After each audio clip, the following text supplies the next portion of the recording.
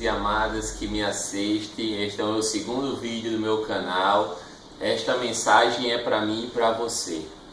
É o seguinte, na manhã de hoje, hoje são dia 16 de junho de 2016, e eu queria informar uma coisa a todos que me assistem. Esta manhã eu coloquei a narração de Cid Moreira para narrar o capítulo da Bíblia que eu estou lendo. E eu coloquei Marcos capítulo 5. E na voz de Cid Moreira hoje, eu ouvi a mesma pregação que eu já tinha ouvido umas 10, 20, 30 vezes. Na verdade, eu não tinha ouvido essa pregação. Eu tinha lido essa palavra no livro de Marcos, ok? Acontece que, às vezes, a gente lê a Bíblia como se ela fosse um livro, como se ela fosse um livro de matemática, de cálculos, como se ela fosse um livro de português que fala sobre os porquês da língua portuguesa. Às vezes, muitas das vezes, a gente vê este livro como um livro qualquer. E eu cheguei até a pensar, eu não vou ler mais o Novo Testamento porque eu já li tanto que não tem mais nem graça. Acontece que a palavra do Senhor, ela é rica de graça. Não é a graça de, ai que legal, um livrinho bom para ler. Não, é a graça porque é uma coisa encantadora. Ela lhe encanta. Quando você está apto a ouvir a palavra de Deus, quando você está apto a querer conhecer mais do teu Deus que criou o céu, o mundo e a terra em 6 dias, o cara criou tudo em 6 dias. Você acha que o problema que você está passando é alguma coisa diante da grandeza do planeta Terra, quanto mais da grandeza do poder de Deus? Eu queria aqui ressaltar 3 coisas que me chamam a atenção no capítulo de Marcos. Eu vou ler aqui em voz alta para vocês. Jesus cura um homem dominado por espíritos maus.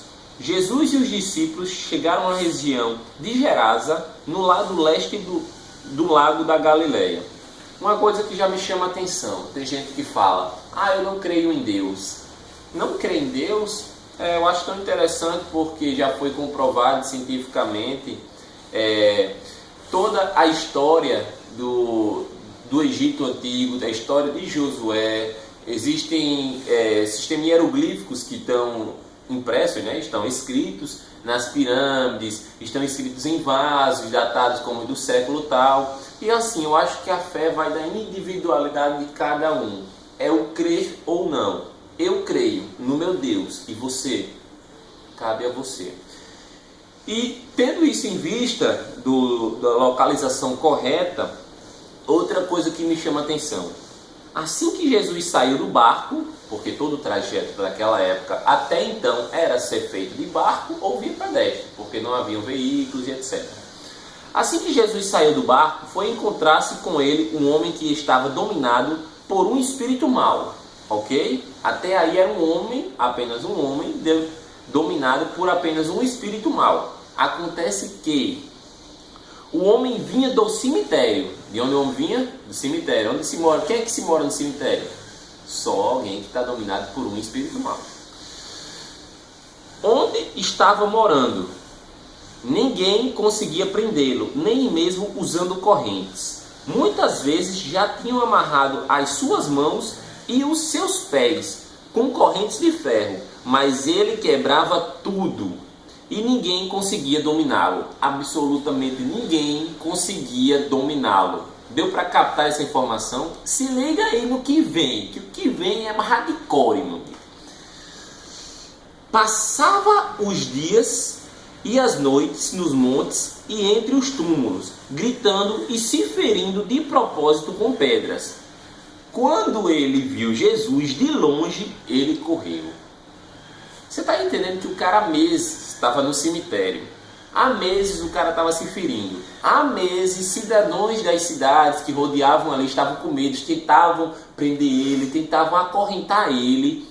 E nada adiantava, porque ele quebrava tudo, quebrava corrente, quebrava corda, quebrava tudo. Até que ele viu Jesus de longe, ele não viu nem Jesus de perto. Observação, ele viu Jesus de longe, passando lá na beirinha e correu. Caiu de joelhos diante de Jesus e gritou: Jesus, Filho do Deus Altíssimo, o que o Senhor quer de mim? Em nome de Deus eu te peço, não me castigue. Eu vou ler de novo. Jesus, filho do Deus Altíssimo, ou seja, ele era o espírito mau, servia a Satanás. Foi só ele ver Jesus de longe, irmão, que ele correu, que ele parou, se ajoelhou, se prostrou diante de Jesus e disse: Jesus, filho do Deus Altíssimo, até um espírito mau, seguidor de Satanás, se humilha na presença do Senhor. E muitas das vezes você está na igreja, Jesus está passando, o Espírito, os anjos, todos bons, passando aquela corrente, todo mundo se tremendo, todo mundo sentindo a presença de Deus, e você, lá no seu Facebook, lá no seu WhatsApp, lá no seu Instagram, olhando como é que está a sua vida virtual, e esquece da sua vida espiritual. Aí eu lhe pergunto, assim como diz na palavra do Senhor, o que adianta conquistar as maiores riquezas do mundo se você perder a principal, que é o reino dos céus? Porque nós teremos vida eterna. Aqui está escrito. Cabe a você crer. Portanto, se tem ouvido para ouvir, ouçam. E o espírito mau novamente gritou: Jesus, filho do Deus Altíssimo, o que o Senhor quer de mim? Em nome de Deus, eu te peço, não me castigue. Ou seja, o espírito mau se humilhou na presença do Filho do Deus Altíssimo. Ele disse isso porque Jesus havia mandado o espírito mau saia deste homem. Mediante ao que Jesus tinha falado, ele já se adiantou, o espírito mau já foi se ajoelhando, praticamente pedindo misericórdia.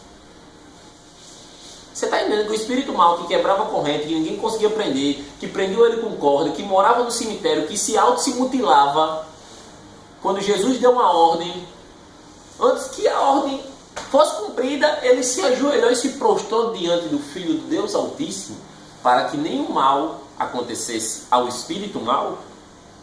Parece mentira, né? Parece uma coisa assim inimaginável. Mas é.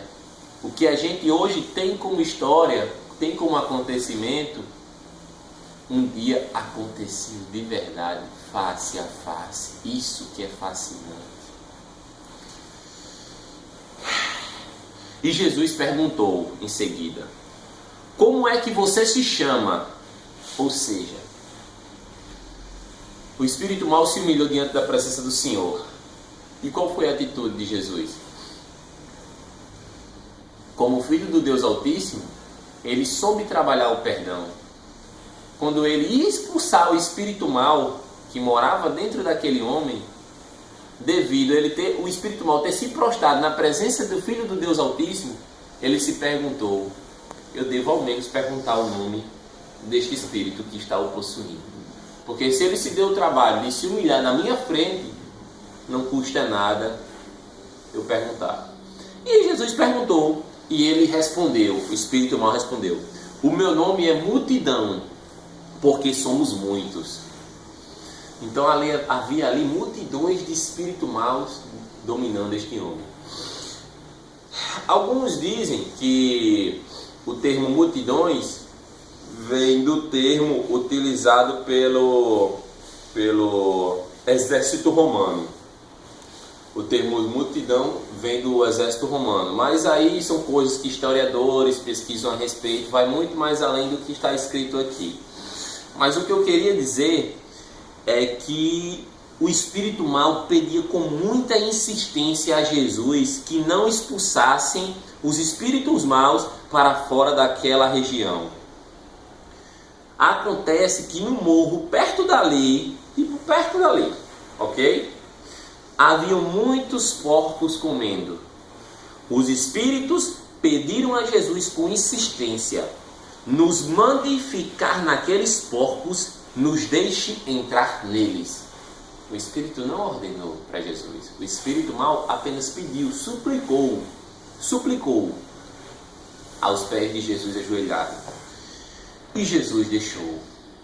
A Bíblia fala: ele deixou, e os espíritos saíram do homem e entraram nos porcos. E estes que eram quase 2.000, se atiraram morro abaixo para dentro do lago e se afogaram. Os homens que estavam tomando conta dos porcos fugiram e espalhavam a notícia em toda a cidade e nos campos. Muita gente foi ver o que havia acontecido. Normalmente os seres humanos eles têm essa coisa de não acreditar. Já não bastava as multidões falar dos milagres que Jesus fazia, já não bastava tudo isso, porque a fé do povo era pequena, era no passado na presença do Senhor Jesus, era no passado muito antes do tempo de Abraão, de Isaac, de Jacó, e é no presente hoje. O ser humano ainda desconfia do milagre, o ser humano ainda desconfia da existência de Deus. E, como seres humanos normais, que somos infelizmente pecadores, quando chegaram, foram perto de Jesus e viram o homem que antes estava dominado por demônios e ficaram espantados, porque ele estava sentado, vestido e no seu perfeito juízo.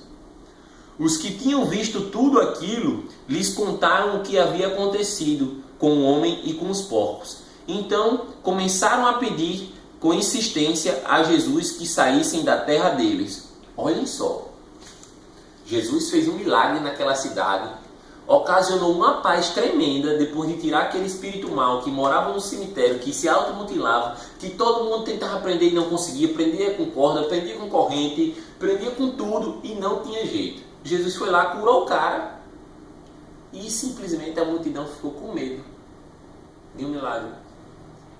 E a multidão se reuniu, o pessoal, os povos se reuniram e pediram insistentemente que Jesus saísse de sua terra, de sua cidade.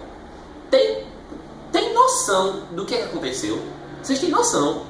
Jesus fez uma coisa boa pelaquela cidade que nenhum imperador fez, que nenhum governador fez, e eles não reconheceram, pediram para que Jesus se retirasse. Enfim, quando Jesus estava indo embora, o homem chegou para ele e pediu com insistência: me deixe ir com o Senhor. Mas Jesus não deixou.